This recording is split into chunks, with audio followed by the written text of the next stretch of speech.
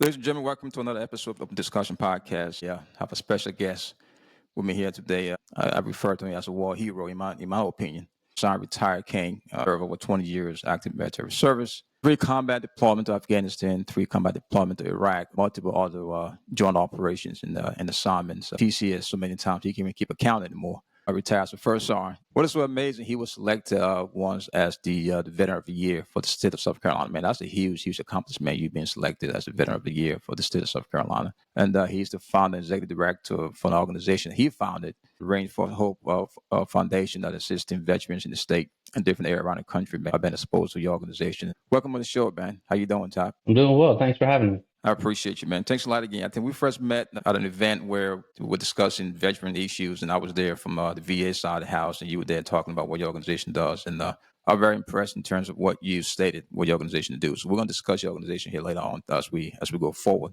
But I appreciate you, man. Everybody who I've spoken to in terms of you, who you are, the things you've been doing in terms of the veteran space, speaks very highly of you. You know, it is a lot of folks who you come across, who you touch on a daily basis. And I want to say thank you for what you're doing in terms of the job you're doing within the veteran space, trying to make the life of veterans very, very important and just improve the life of veterans. So I want to say from me to you, thanks a lot for what you're doing.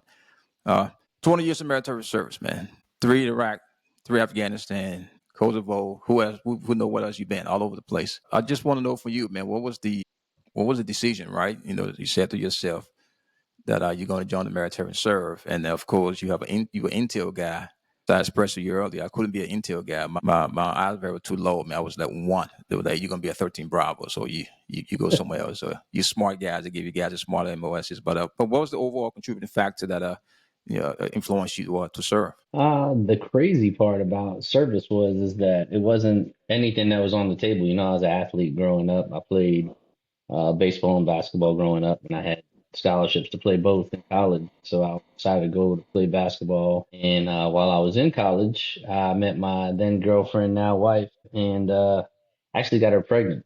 So, you know, I had to pivot out of college and become a man sooner than I expected. And so that was an interesting dynamic. So I got some odd jobs and worked for a while as a technician for Pitney Bowes. And one day she was just like, "Hey, you need to figure something out to get us out of New York." And whether either you gonna leave or she said, "How'd you say either we gonna leave or I'm gonna leave?" And Uh-oh.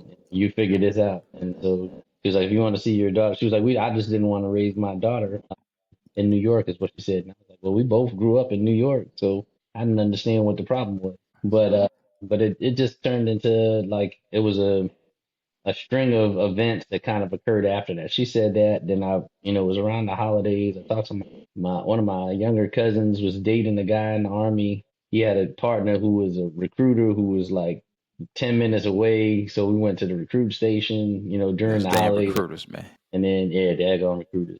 That joker was like, "Here, take this test," busted out the Scantron. And then so I sat down and just, with a pencil was filling in these bubbles. And he got the little score sheet, put it on top. And he took it all, put it on top. He said, "Hey, I don't know what you doing, buddy, but you going in the army. You're not leaving here till," he's like, I didn't had nobody ever get," he said, "I've been here over 2 years and nobody got all 50 questions right." And Man. so I was like, "Okay, cool." Like, and so I just started this, that ball just was starting to roll down the hill. And so joined, like you said, went through all the training, got to brag.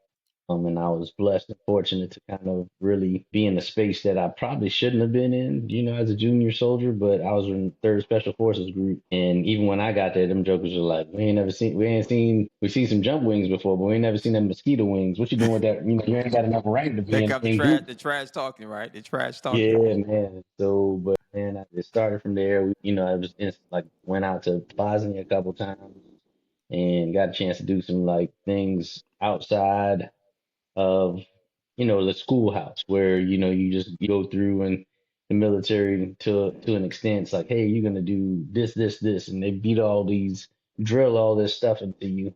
And once I got to the real army, they was like, "Yeah, you got to do this," and there was Hmm. nothing with regard to like what I had learned. And so I was learning on the fly. But it was great because I was around a lot of professional service members. And so most of those jokers that were my NCOs were at minimum 15 to 20 years in the military. So you had Mm. guys who were from like the late 70s, early 80s, like, just there. And, that was that old school, like, it was like, hey, this is what we're going to do. We're going to get up in the There you morning go. and we're going to run, 6 to 8 miles on these tank trails. And, we're going to do this and go uphill twice. And, you're like, man, this is crazy. This is what, Yeah. so like, you have no idea what you about to get yourself into, and then you're there. And so it's funny because like when you're in it, you don't really pay attention to it. But now as we get that time to kind of have these reflective moments, Yeah. it's kind of like a funny thing because you're like, man, I remember this or I remember that. Now it's crazy because I just had a meeting today and I was talking to this guy who's a Marine, but we were like just sharing these stories of like how we came up through the ranks in the military, and it was just like a good shared experience. So like getting back to the veteran space, like that's the one thing that I found that's so universal since I retired almost 8 years ago is that it doesn't matter what branch, what rank.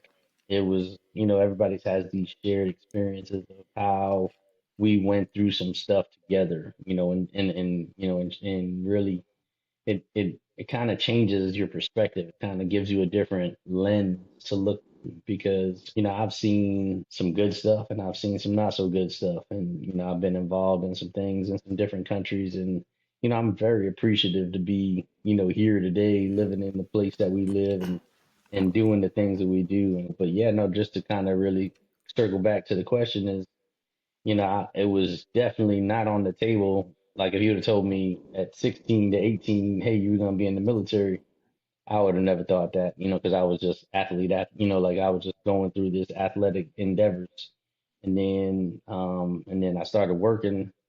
I was like, I don't know if this is what I want to do, and then I joined the army, and then I was like, I definitely don't know if this is what I want to do long term because you got all them jokers in your face all day, every day in that training, like training back then was still, them brown rounds was all in your face and, hands on, and it was, all the attention you could want. But it was, it definitely helped change the trajectory of my life and really gave me an opportunity to mature some and really grow into, a very mature space. And so even coming into a special operations unit to kind of really have that many seasoned non-commissioned officers to say, hey man, come here, let me show you what you're doing, how this works, how that works. And now they took me in and really showed me the ropes where they were like, hey, we're gonna do this, we're gonna learn how to do some CQB, we're gonna do some hand to hand, we're gonna do, this, like all these things. I didn't realize I was gonna be exposed to all this kind of stuff. So it was pretty amazing. That's pretty cool because I think you had a different path really because of course the special ops recruit, from initially, but most of the forces from the special operation and probably just the Ranger Regiment comes from, the general population, right, the Army itself, and you just went straight to them. How was it for you, right? You're coming in, as you stated, you have a family now, come to an Hmm. organization where things are a little bit different. How were you able to really, I don't want to say fit in or assimilate, but how were you able to make those adjustments and then transition from the organization into the regular army itself because now things have changed because the atmosphere within the special forces operation is different. Same thing as far as the ranger regiment. It's a completely different places to be compared to the regular army. So my Oh question yeah, is, no, how, that how was were you able to how were you able to make that over adjustment? a world of change. So like, I stood in group for over 7 years. So I got there as a private, left as a sergeant first class. And so All your bad habits, all the bad habits coming back all to the the regular all the army. bad habits was locked in, and then I went to the real army, with my this is BDU days with all Yeah. my stuff, all my wear me, scare me's, and my maroon beret, and my green jungle boots, and I went to Mm-hmm. Fort Hood, Texas, Of, and of all places. them jokers was not ready for me. They was like, "What? Hell no! Who's this guy? Who's this superstar?" Like, hey, more, hey, I was like, oh, and it was so interesting because like to me, it was like taking a step, two steps, three steps back, just because of the fact that in the conventional army, everything is so like by the numbers, by the book. Yeah. There's not really any asymmetric or any outside the box thinking. And so now you have to, there's other ways to do this. And they're like, oh no, absolutely not. And so even from a training standpoint, we're like there were so many different funding sources that I learned about just to send people to training to go do some things that would be, some pretty cool stuff. And they were like, Yeah. "Oh, we can't do that." And then I'm like, "I'm gonna do that. I'm gonna send my guy there, and it's free. The army has there's this pocket of money that the army gives away, for this training." And so it was just, "How's your guy going to, X, Y, and Z?" Because I told you that's what like. I put that out there. I'm sending people. And so it was just interesting to kind of get into that conventional. Like the crazy part. So here's the welcome to Fort Hood, right? I drove all the way across with my family from Fort Bragg to Fort Hood, and pulled them out of their comfort zones. At that time, it was me, my wife, my daughter, and then my our daughter and our son. And before we left Bragg, well, not before, a couple of years before, my dad passed. And so Mm. right before I was supposed to go to Bosnia, when he passed, he had custody of my younger brother. And so I took my younger brother in, and he was 8 at the time. And so, now we had basically this full family of, my brother, when we took him in, was 8. My daughter was 4. And when my dad passed, our son was born 3 days later. So my dad passed Mm. April 27th. My son was born April 30th. So when we moved to Texas, that was, I think my son was 4, my daughter was around 8, and then my brother was probably around, he was a freshman in high school. So he started high school in Bragg his freshman year. We moved in the spring, and so he did um, his rest of his freshman year there in Hood. We were there for 2 years, so he did freshman, sophomore, into his junior year when we PCS to Jackson. So he did 3 different high schools, during Man. his time. And so when we were here at Jackson, he was, "Hey man, if you could do anything, don't move the kids when they get to that age, because it wasn't cool." You know what I'm saying? And so it was, but yeah, no, we got the hood, and I walk in, I'm in like a hoodie, gym shorts, running sneakers, and I go in, and cause so when I got that order, my stuff was packed. And it's crazy because I always go back to that. When I got the orders to Fort Hood, I was checking this brand new thing that just come out about 2 months prior, which was called AKO.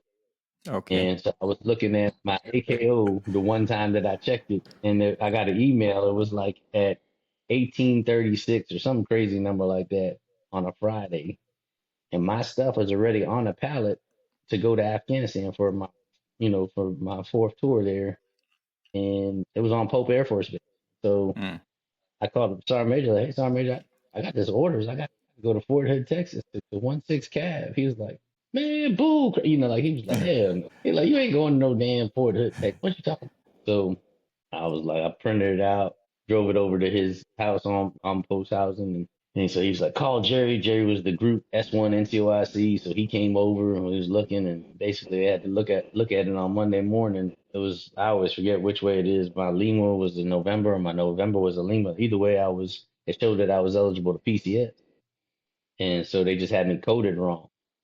So they're Okay. like, "Oh, okay, that's too easy. We'll go up there." And so the group sergeant major and the Yusuf Sergeant Major, the U.S. Special Forces Command Sergeant Major, drove to D.C. to branch, and then they drove back a day later, and they're like, "Man, I don't know whose Cheerios you pissed in, but they said you the only sergeant first class in the whole army that could do this job out here in Texas. So you got to go." It's some BS. And so I drive to Fort Hood, Texas, with all this as the backstory. Get there, hoodie, gym shorts, and walk in, and this specialist was there at the desk, and he looks at me, looks at my orders, he says, and then he shows me this. He flips the clipboard he had there. He said, "You see these 10, 12 units that's on this clipboard?" He said, "All them jokers rolled their guide on about within the past month, and yours is one of that." And all these people gonna be brought over to Fourth ID because Fourth ID getting ready to go to NTC to go to Iraq. Mm-mm.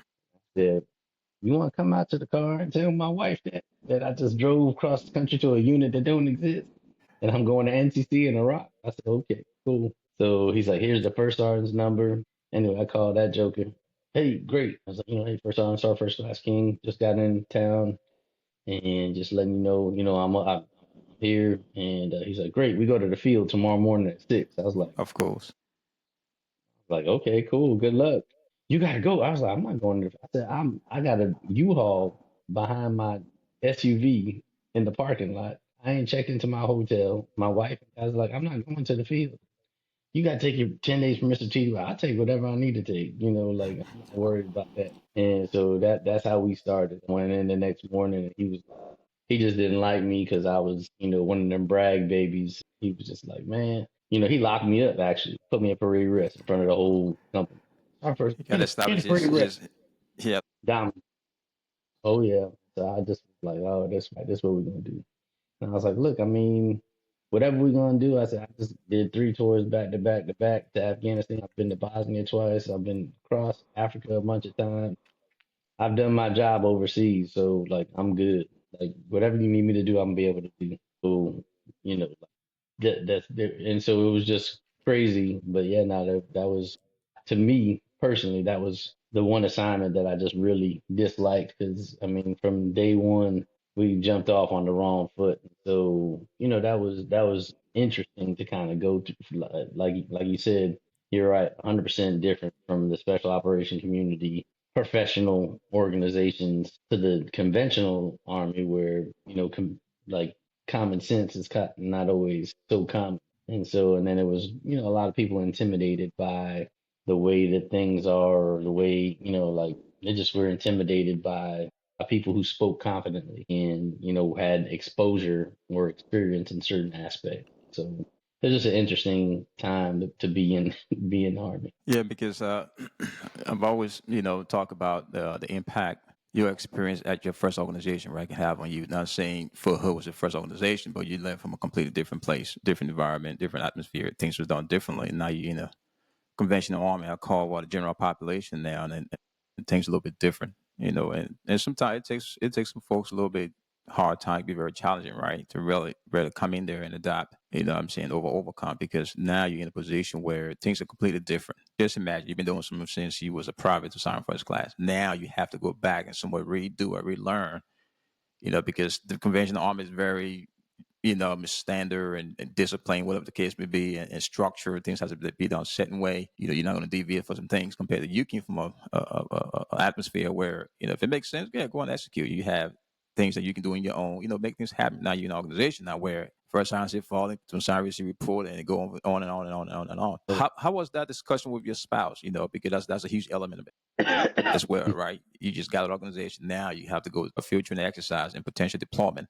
How were you? How was that conversation, and how did you felt when you find yourself in that position? Oh, well, I mean, that was unfortunately the life that was led by not only me, most people during that early 2000 through 2012 time frame, where people were just, it was either you were going, you were coming back, or you're preparing to go, preparing to Hmm. come, and so unfortunately I had such a high op tempo in special ops that she was used to being gone. It just was terrible because we're both East Coast kids. Like being out in Texas, it wasn't the issue that I was leaving. The issue was that she was in the middle of Texas. And so now she was like, oh, well, I'll just have my mom or whatever. Like she had just people come fly out to her, to kind of hang out for those 12 months that I was gone. But it was interesting because through the ups and downs, that's to me the unsung heroes of the military family. That spouse, the backbone of the family, because all those times you leave, they assume both roles, and they go out there, they're executing all their tasks plus your tasks, making mission happen with the family at home. And so I always joked it was more like I had to learn how to work my way back into my family every time I came home. Like I had to learn how to your point, assimilate or integrate back into being, with the family. And so, like, I even tell this story all the time. I remember coming home from a deployment, and I was like, all right, get your stuff on. We go in here doing this. And the kids were like, did you ask mom? Man, you I got was to like, if check you in. jokers don't get up You got to check and in get your first. kids, I was like, I said, I'm in charge of all these people, like I was, and so it didn't matter how big my the rank on my chest got. a buck private down at the house. Even the kids was ahead of me. So You're I not in was charge no more, just like, man. oh, yeah, so you ain't in charge of nothing here, buddy. Better go check in and make sure Yeah. does she know right there? Yeah, okay. If she knows, then we good. Yeah. I mean, that's something a lot of family goes through, right? When you've been gone for a while, the spouse is home holding things down. He or she has a structure in place, and you're coming back. We had the same issue when we usually redeploy. Things usually happen because some folks don't know how to really, readjust and get in line in terms of how things are done at the house, and it's a conflict and things happening. And most of the training we did, the little reintegration training was good, but was pretty short. I think one thing the Army should focus on really is really coaching service members when you return from a long-term deployment or whatever the case may be, how you're going to really come back and adjust to, the space and the climate within your house. So every household is different, but you just understanding that the kids there too, you say, have you talking to mom first? Because she have a system in place. She have a structure in place, how things are done. No, so you are non-conventional Army now, right? You are not an SF guy anymore. You have to follow instructions now. I know your SF guy can't follow the daggone instructions and the goddamn way. So, Now no you more got, Air Force pocket, nope. no more Hands in PT the kickback. pocket. Oh Lord, it's a piss me off. Hands in the pocket. These cats, boy, I'm telling you. You know, going through the ranks.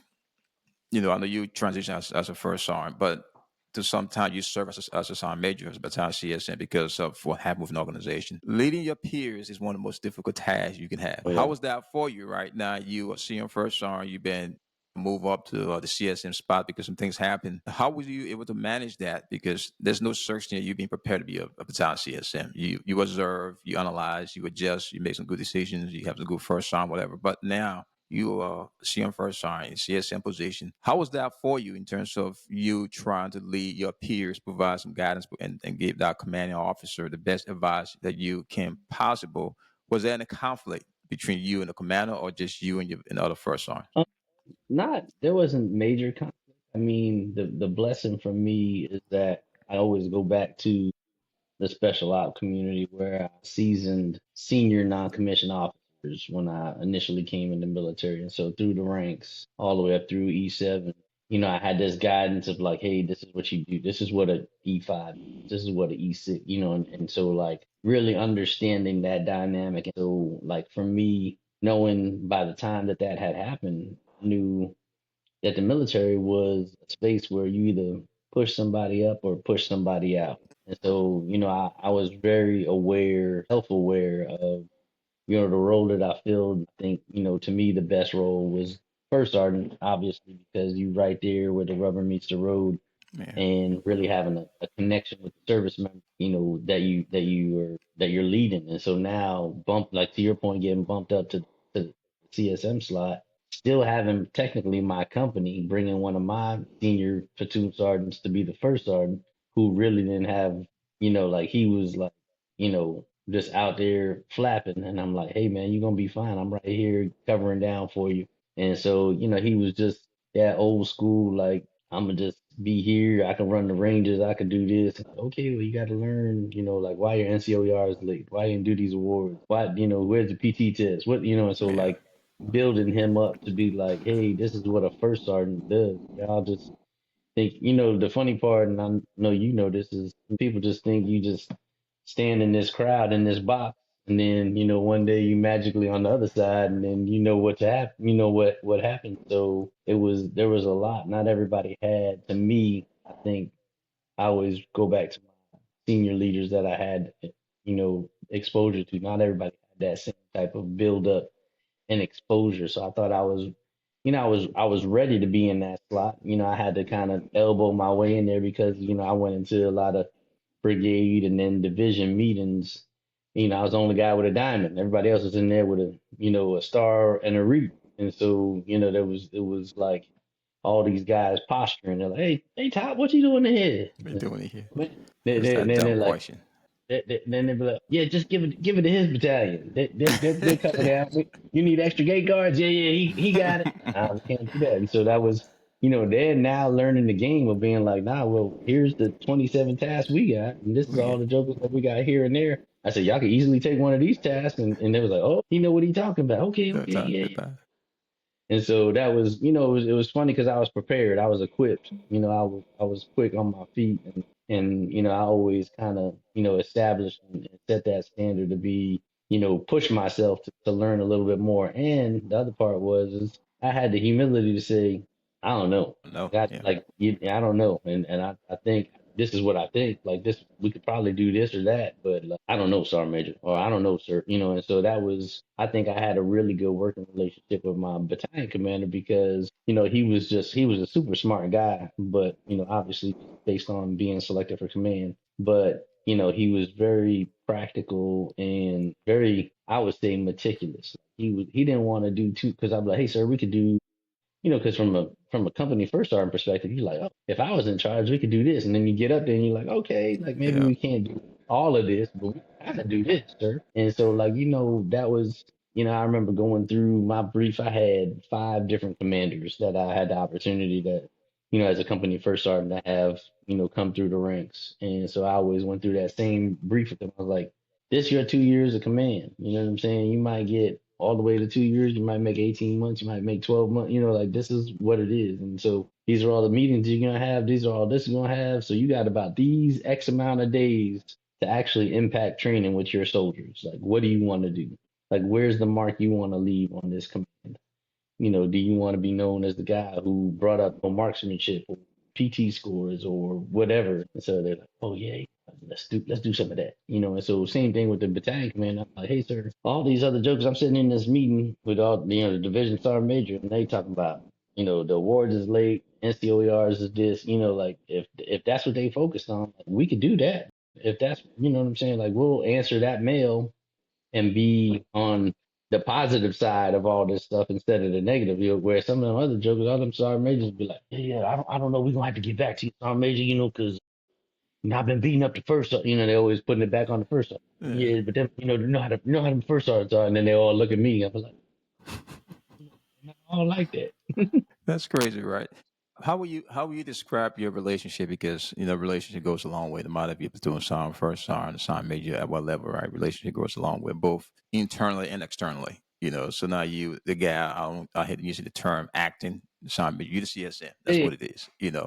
How was that relationship across the board with other battalion CSM and then outside organization, and how important you think that relationship is to have across the board in terms of the other command group? Well, I think the big thing was, as people will say, respect is earned, not given. And so, knowing your stuff goes a long way. So if you got that, you kind of tracking all the things you need to be tracking, and you not walk around looking like a soup sandwich, then, you got all the things going on. And like, all right, we did this. We qualified all these people. All these people is mission ready. We got this many things to do before we deploy. We got, all our XOs is doing all the right things to get all our connexes loaded, and so like having all that experience of like coming and going and deploying and coming back and redeploying and being in a UMO, like doing all these kind of different things. I had a lot of um, I was equipped with a Yeah. lot of information,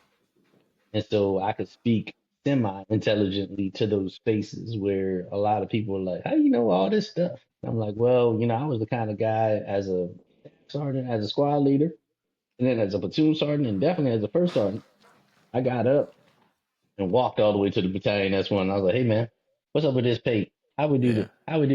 And like so I learned more than I should of like how things work, just because I wanted to be equipped with that information, and so I didn't want to do that job, but I wanted to know and understand and say, okay, well, can't we just put in this, 4187? Can't we just update this DD 93 with this? Can't we just do X, Y, or Z? And they like people be like, how you know that first off? I mean, I've been around for a little while. I ain't just I always just tell people I didn't just swing by the PX and pick up this rank on the way into work today. And put them on, huh? Yeah, Yeah. just like this one look good on me today. Yeah, let me go ahead and run with that. Yeah, I think that you probably agree because your time with the SF within the SF community gave you that latitude relative to do things independently. You don't have to wait for somebody to tell you to do something. You just Yeah, over execute. I think sometimes that's the disadvantage we have, just how the conventional army is structured. You have to go through all of those bureaucracy to get up there compared to just go to the source and get it done. So you in the first round position, not CSM position now, you have to make a critical decision here now because life is all about decision making. And it's going to affect you directly or indirectly. You are selected to go to attend the academy. for folks who have ever experienced that selection process, because that's the ultimate goal. That's in the list that you're working, you're busting your butt. You want to be a CSM. You want to be a sergeant major. We all want to be a sergeant major. You receive that notification, the letter, the list came out, and then you on the list. How did you feel when you came on the list and the decision not to go to the academy? How did that came about, and how did you manage all of that? I think, for me, obviously humbled. That's the first thing you say is you're definitely humbled, and then the reality started to hit. You're like, well, you start doing the math. You're like, well, if Yeah, I do this, I got to go to CAP for a year, and then I got PCS, and then I got to do, and so at that time, our youngest son was a junior getting ready to go into his senior year, and I was just like, look, man, I can't leave. He was an athlete and he was doing a lot of stuff. I was like, I don't want to leave for another year to go to school. Then I was like, I don't want to do school online. And so I was like, well, it just started. Then I was like, and then I was like, well, what am I gonna do? Like now that that I was in the space in my career of like, what else is there for me to do? You know what I'm saying? Like I yeah, really didn't think that through. And so and so for me, I was like, I'm good. And so, then there was, oh, you're gonna have to go talk to the CG, and you gotta have to do this. And I said, okay. And so at that time at Arcent, it was General Garrett was there, and so General Garrett was a great guy. His good dad, man. oh, great man. And so his dad was a CSM, and so and so he was all about the number. He was like, like as a 3-star that was there at 06 in the morning. He's like, hey, first off, well, the rest of the staff, like Yeah, I said, sir, I mean, they know what time formation, like, and so he was like, oh, we're gonna change that up, and so like he was that ground level kind of yeah, guy. Anyway, I went up to him, and they made some time for me to get on his calendar, and went in there, and so I had known him obviously by being the first arm, but then I've been on to some golf tournaments, and he was out there, and we just say stuff and joke around in passing, like just casual. Anyway, I get to his office and he's like, "Hey, Top, what's going on?" I was like, "Everything's good, sir." And it was so funny because I went in there ready to kind of be like, "These are my reasons, sir." He's like, and all he said was, "You sure?" Sure. I said, "Yeah, sir, I'm sure." He goes, "Cool." He said, "How's the golf game?" And he just pivoted, and we was just talking. yeah, And I was, after about 5 minutes, I'm like, oh, this Joker just want to talk. And so we just talking, and his aide kept popping his head in. He's like, hey, sir, General so and so and so and so were here. He's like, okay, cool, I got it.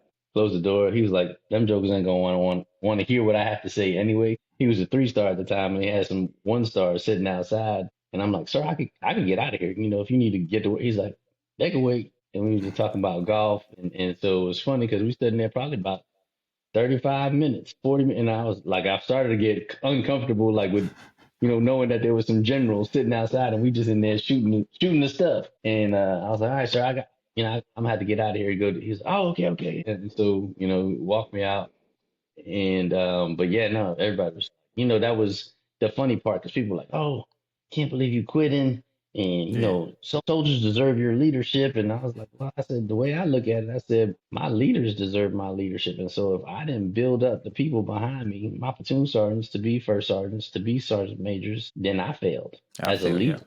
Because, the reality is that's the thing that really I always leaned into. So in my office, ever since I made first sergeant, I had two sayings, and I took that. Those are only two real things that I used to hang up in the office. And one was, it was a Patton quote, and the quote was, "Give people a task and be surprised by the results." And so that was one. And then the other one was this, just it was like a conversation piece. It was like, let's just say leader one, leader two, but it said, "What if we invest in Alvin and he leaves?" And then the response was, "What if we don't and he and he stays?" stays. So, now, that dynamic of saying, it's important to invest in people. It's important to get people to school, to get training, even if I only get them for 6 months, a year, 18 months, whatever it is, and then they get promoted or get pushed on or get selected to do something else. It's important to build that person up because they need that in their own individual career path. A lot of times in the conventional army, like that's the thing where I saw the difference between the special ops and the conventional is like that was like, oh, if Sam's a good dude, like we're gonna just keep riding Sam. Like it'd be like, Yeah. oh, we need somebody to do CQ, Sam Oh, would do it for us. And then boom, it's like, he's gonna get off tomorrow, but we got to pull the ammo, and he's the only guy who got he's hazmat qualified, so he's gonna have to run out there to the AHA and get the ammo, and then well, then we're gonna need somebody to sit at the range because we need ammo. We need two ammo guys, and you understand what I'm saying, and then all that starts the trickle down effect of like how we just lean. I mean, it's a good feeling at times because you're like, oh, I'm that guy or gal, and this is they're leaning on me, but at the same time there's other people who are getting lost in the wash because they're not getting that opportunity to yeah. to shine. They're not getting that same opportunity, and it's always about opportunity, whether it's to be successful or whether it's to kind of be not to necessarily fail, but just not do it right. You still need the opportunity. Yeah. Yeah. That's always to get to me where, you have a guy or girl who is about a PCS. You have a field training exercise going on. Oh, he can go clear because we have, he's the only guy or girl. Like, come on, man. Don't act stupid. You Yeah, know, don't do that.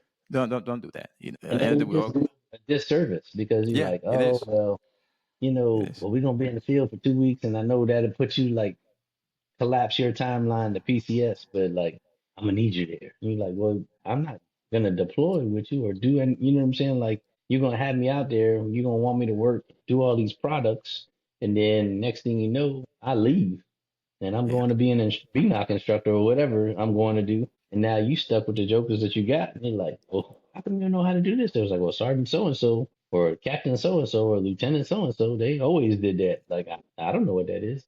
And you never let me get an opportunity to do that. So, it's a lot of self-inflicted wounds from leaders who think they're doing the right thing. That was the other part of like I knew it was time for me to go where you saw the streamlined process of like, hey, this is what I'm gonna take care of these guys or gals, and I'm not gonna take care of these Yeah. guys. So I like when I got to Shaw, took over as the first sergeant. Jokers I looked at, I pulled up our ranks, and I started looking through the ranks, and I'm man, why we got E4s with 30, 36, like so much years in grade. I said that joker need to be an E5, need to be an E6. Hmm. Long as they've been in the Yeah. military. And they was like, oh well, the old first sergeant didn't, you had to do this kind of PT and you had to do this kind of weapon. All that Just stuff a come standard in with place. Yeah. Follow yeah. follow the standard we have in place. Where the army set forward, there'll be no problem. So, now there's one guy who was a victim of that. I think he was probably, man, that joke, he was definitely over 3 years as in, I got there, I was like, hey, you going to the board next month. I put on the diamond, I got to the company area, I was like, hey, just so you tracking. And he was like, I don't want to be NCO. I said, it's not about what you want. I said, that's what you got to do. Yeah. I said, you out here collecting a check. And then that's where I sat on my E7s down. And it was funny because I remember this conversation. Like, hey, look, things are gonna change here. I said, you're gonna send people to the board. I said, matter of fact, I said, since, everything is so siloed into like only the senior people could do this, I said, we're gonna power a lot of that stuff down. I said, all E4s and E5s now gonna do all the ammo requests. They're gonna route the op orders for all the ranges, for all the convoys. Like they're gonna do all of that. You're gonna Yeah. QAQC that. But like all like is the primary for everything we do is now either gonna be a senior four or a junior five and sit, like all them jokers got to learn. And them E7s went to town on me. They was like, oh, oh, slamming their leaders books down. They was like, can I speak freely first? I was like, you can speak however you want, man. What you got? Ah, this is bullshit. Like, I'm, as a platoon sergeant, I've been a platoon sergeant. I said, okay, cool. Like, I've been a platoon sergeant too. Like, Terrible. what you talking about? And so everybody was like protecting. It was like, I'm the only one who's supposed to Yeah. request the ammo. I'm the only one who's supposed to run the range. I'm the only one who's supposed. I'm like, oh man, I said, these jokers, you got to build them up. They got to have the confidence to run the range. And so that was like something that set our company apart. Like the commander, the BC would come down and he would see these E4, E5s running concurrent train, he'd be like, man, y'all looking good down here. And so that's Hmm. where you see what I'm saying? Like that was always a good look for the commander because they Yeah. were like, oh wow, you on it. Like, and he was like, hey man, I'm just listening to the first part. I mean, You that's see how what I'm it's saying? supposed. That's how it's supposed to be because those platoon sergeant Oh was yeah, somewhat, absolutely. some reluctant to allow those E4s and E5 to get some training on to realize that their action will have a negative implication on the organization as a whole. Because that means you cannot just focus one person to be the guy or girl who can perform the task. You have to train them, like you said, so when you're not there, they can replace you and at least get the organization on the right track. So I Oh want to yeah. transition into your transition process because like a lot of veterans, we all transition to different things, but you transition but stay within the veteran community and decide to open your own, create your own organization to serve veterans. If you can talk about your transition and how did you get into the decision of establishing your own organization, I believe it's a nonprofit, right, to help veterans. How was your transition? How did you get into establishing your own organization that provides service and support for veterans? Yeah, no, definitely. So when I retired, I was getting ready to retire. I actually wrote a book. And then I was like, hey, I'm gonna start this leadership consulting business and I'm gonna go out and teach people, how to do leadership development. Because I felt in my mind, as a senior leader in the Army, that, I knew how to teach people how to be leaders. And there Yeah, in the civilian sector and the corporate sector, that's really not a focus because there's a thing that in the corporate sector that's different to the military sector yeah, is the want ads. So now it says now hiring senior leader, where there's no now hiring senior leader in the military. To this point of the conversation we just had is you got to build them jokers gotta up. grow them So up. like, Yeah, you got to grow 'em. And so, I was doing that for a little while. And when I initially retired, I'm a golfer by trade, but, I picked up golf in the Army at Bragg. And so when I was getting ready to get out, I was like, hey, I'm gonna start this charity golf tournament and I'm gonna just donate to other charities. And so that's where the first annual King for a Day started. Now in a couple of weeks we'll have the eighth annual King for a Day mm, in September. And so, but that's where it started with a golf tournament, and I was doing some consulting, traveling, doing some keynote speaking, and like so the first year we did the tournament, I think I gave away 1,000.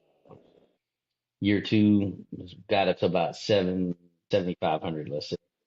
Year three, I was over $15,000, and I was giving out money to these local organizations. yeah, And I was like, "Well, what y'all doing with this money?" And then all of a sudden, that tap dance music came on. They was like, "Well, we kind of doing some stuff like this," and I'm just like, not good "Man, enough. yeah, nah, I just, I just, it wasn't the warm and fuzzy that I was looking for. They wasn't like locked in to be like, oh yeah, we did this. We served this many veterans, we served this many family members. We did it in them.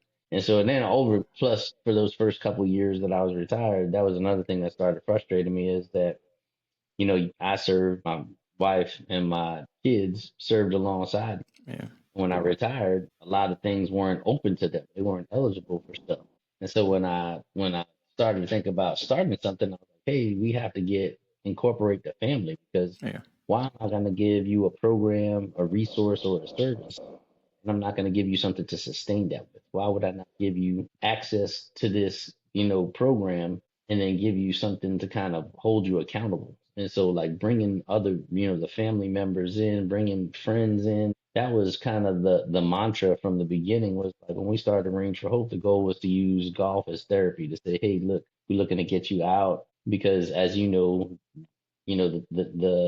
numbers are the numbers, whether it be whichever statistic you're looking at, 18, 19, 20 to 22 people complete suicide, veterans yeah, complete suicide daily. And so like people go down into these holes of like, I don't want to go outside. I don't want to do things. So getting people out of their comfort zone with a game like golf, where a lot of people have this stigma of like this country club, this old white people, this old, like it's just, there's so many different stigmas that they have. And then when they get out there, they're like, oh, wow, this is for me.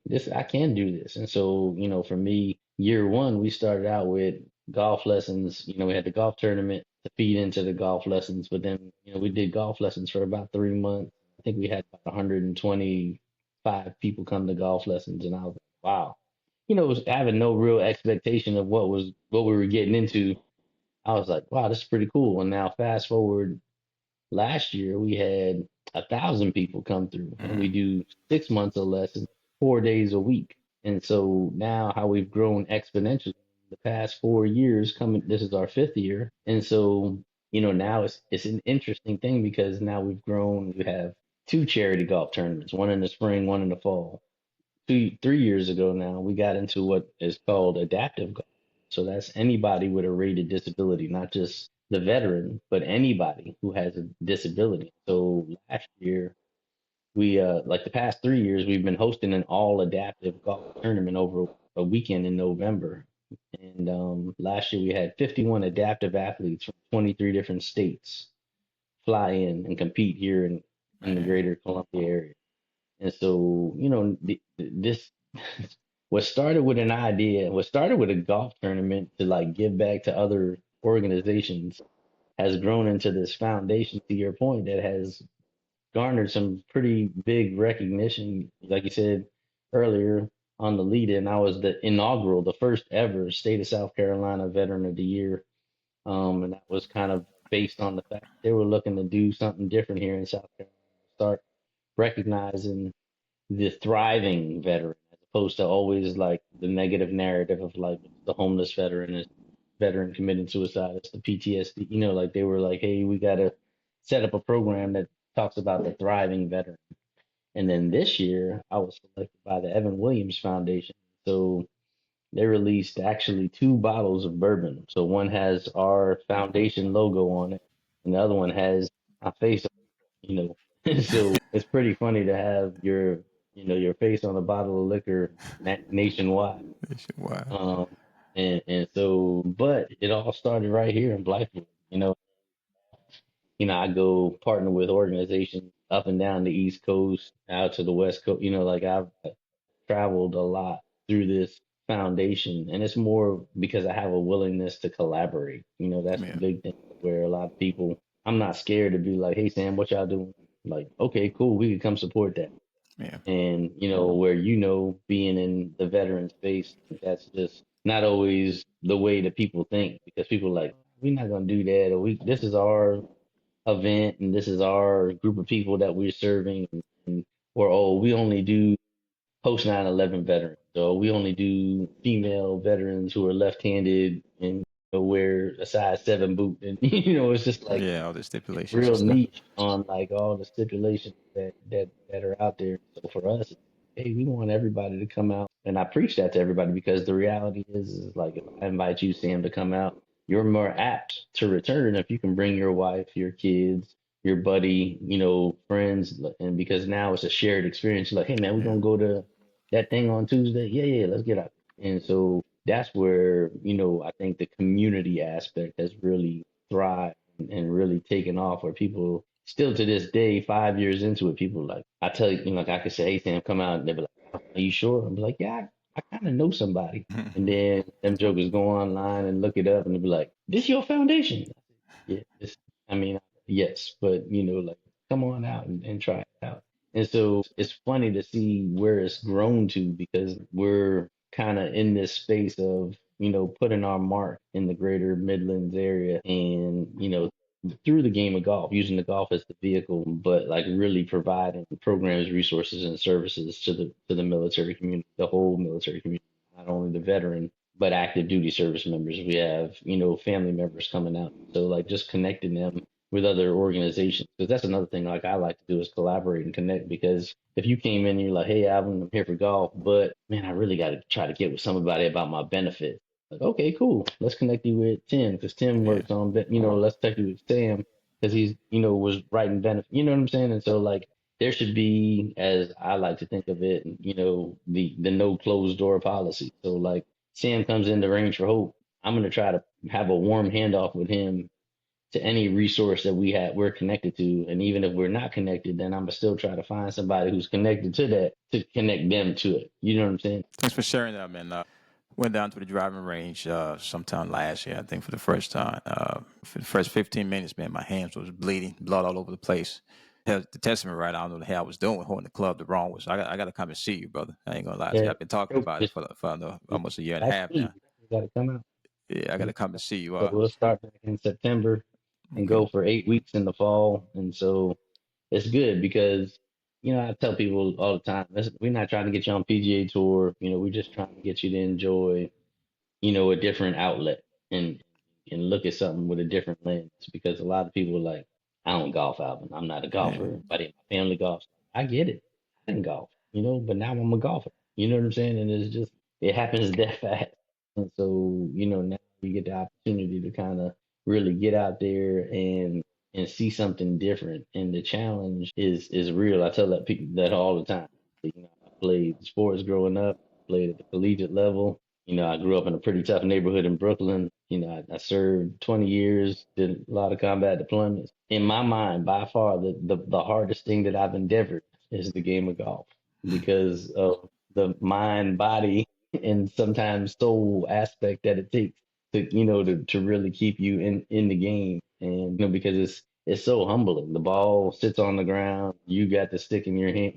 It's just, there's so much to that club that it's funny. It's just a very humbling. So if a person, if you could just echo the name of the organization one more time, and then if a person want to get involved, how can they get in contact with you? Is there any kind of fees required to be part of, to how to play? How does it really work? If I'm a new person, just want to get involved with the organization, how does the process work? Oh, that's a great question. So, first of all, the name of the organization is Range for FORE Hope. And then, that, so like same thing with that, it would be Range for FORE Hope.org, ORG, our website. If you just Googled Range for Hope, it would pull up. And so you go on the website and you can pull up, it'll show you all the locations of where we do our golf lessons. It'll show you all our golf tournaments. And the blessing is like having these charity golf tournaments keeps everything completely free to you as the consumer. So nobody ever pays for golf lessons. That's one thing. So we do 6 months of lessons, 4 days a week. So you can come a lot. You see what I'm saying? There's 24 weeks. There's 4 days a week. We're just under 100 lessons a year, obviously with no rainouts, but you can get as much free golf as you want. And so even if you didn't have your own clubs, you right-handed, left-handed youth, right-handed, left-handed, women, there we have all the clubs that you could ever need, obviously to borrow and check out. But we just ask when you sign up, fill out the form. It says, are you right-handed? Do you need clubs? Yes. Are you right-handed? Are you left-handed? X, Y, and Z. And so even the adaptive golfers, like, hey, you're an adaptive golfer. Do you need an adaptive golf cart? Do you need this? Do you need any special assistance? So, we've tried to take all the thinking out of this stuff, and we just want you to show up and be there. Like the only excuse you have is not to come. You see what I'm saying? Like That's me. everything is there, and so we've been blessed because we do Mondays at Fort Jackson, Tuesdays and Wednesdays downtown at the Clyburn Center, and Thursdays up at Cobblestone. So we have a variety of different areas, where you can get in to fit in, and it's an hour long. Once again, I go back to we encourage people to bring friends, family, like where we'll have arranged. They may have a Vietnam veteran with their grandson. They might have a husband and wife. They might have a wife with 3 or 4 kids. They might have a group of women who just coming together and they're just looking to do something socially. And so there's so much there, so many different possibilities. And that's the other aspect, like just meeting different people People, and yeah. getting out there and being like, oh, hey man, like what you do? Oh, maybe we should come back and do this again together.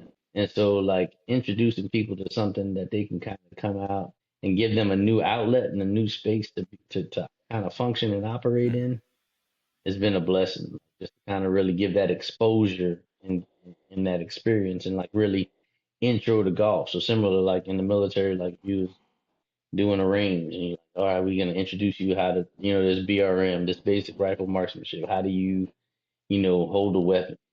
Which way do you point it? Which way, what part of the finger goes on the trigger? What kind, like all these things. This is how you load it. This is how you unload it. This is all the perform, and all the things that you can do. There's a lot of different aspects that you can teach. So now that's kind of where we're at is just enjoying to really pass on that information. We're blessed to have some amazing golf instructors. That's amazing, man. Yeah, I guarantee you're going to see me next month, September. And you just, if you can't, please just have at least 4 or 5 different instructors just for me only, man. I'm terrible, brother. I ain't going to lie to you. But I wanted to thank you, man. Thanks for what you were doing. Thanks for your service. Thanks for your organization, because it's something that you don't hear about that often. And, you know, what I mean, as far as Gov to assist veterans, meaning to spend time with family, to network, but most importantly, to just keep folks moving, man, because we got a lot of veterans out here that is going through a lot, you know, after service. They need something to go back to cope and just handle the stress of transitioning. I want to say thanks for what you're doing, man. Thanks for your service, brother. Do you have any last comment? No, I just want to say I appreciate the time and then definitely the opportunity to come out here and just chat. Hopefully, through this journey of podcasting, there's other people out there that listen, that hear, that want to get involved and want to share their stories. And, like there's so many different eclectic groups of veterans out there and or active duty service members. And so we've all had a different lens, a different experience. And so to get those stories out there, give this platform is amazing. So I definitely say kudos to you for like taking the initiative, putting this together, because this, I'm sure, as you start to look back at it, you'll be like, man, I spoke to all these different jokers, and now it's like it's all makes sense. Like there's a common theme through conversation, what we've Yeah, all been exposed to. So even though we're all different ranks, different branches, and different things, there's some commonality there. So definitely absolutely. thank you for putting this on. Absolutely, brother. I appreciate you, man. Again, this is our platform, man. Anytime you want to come on and if anything changed within your platform, do you have your own thing going on, whatever. But anytime you want to come on, man, to talk about what you're doing, please, please. The platform is our Okay, platform. Anytime, absolutely. come on board, man. We can have this discussion, brother. Sounds good.